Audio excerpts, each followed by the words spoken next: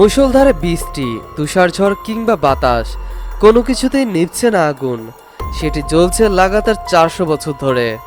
Asia মহাদেশের একটি প্রজাতান্ত্রিক রাষ্ট্র আজারবাইজান। কৃষ্ণ সাগর ও কাস্পিয়ান সাগরের মধ্যবর্তী স্থলজটক দক্ষিণ কাকেশাস অঞ্চলের সবচেয়ে পূর্বের রাষ্ট্র এই আজারবাইজান।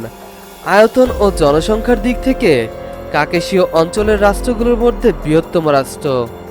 কাস্পিয়ান সাগর এলাকার অন্যতম প্রধান জ্বালানি উৎপাদনকারী দেশ আজারবাইজান।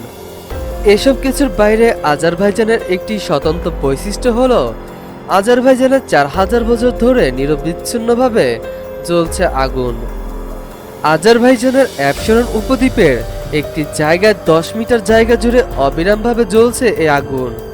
অ্যাপশরন উপদ্বীপের পর্যটক গাইডে কাজ করা এক নারী এলিভিয়া রাহিলা আমাদেরকে জানান, 4000 বছর ধরে এই আগুন জ্বলছে সেখানে। কোনো কিছুতে নেভে না এই আগুন। সারাদিন ধরে আগুন জ্বলার কারণ হচ্ছে আশেপাশের এলাকায় স্বাভাবিকের চেয়ে বেশ উত্তাপ থাকে, তাই এই জায়গা ছাড়াও দেশটির অনেক জায়গায় এভাবে আগুন জ্বলছে। মূলত প্রাকৃতিক গ্যাস এবং তেল সমৃদ্ধ দেশটির অনেক স্থানেই এই ধরনের আগুন দেখা মিলে। এই জ্বলন্ত আগুনের অভিজ্ঞতা লাভের জন্য হাজার হাজার বছর ধরে দুঃসাহসিক পর্যটকরা ভ্রমণের জন্য বেছে নিচ্ছেন আজারবাইজানকে। ভেনিস দেশীয় এক পর্যটক 17 দশকে বেড়াতে গিয়ে লিখেছেন আজারবাইজানের আগুন নিয়ে। তিনি ছাড়াও বিভিন্ন সময়ে অন্যান্য অনেক পর্যটকের লেখায়ও আজারবাইজানের এই আগুনের কথা উঠে এসেছে। এসব কারণে দেশটি আগুনের ভূমি হিসাবে পরিচিত লাভ করে।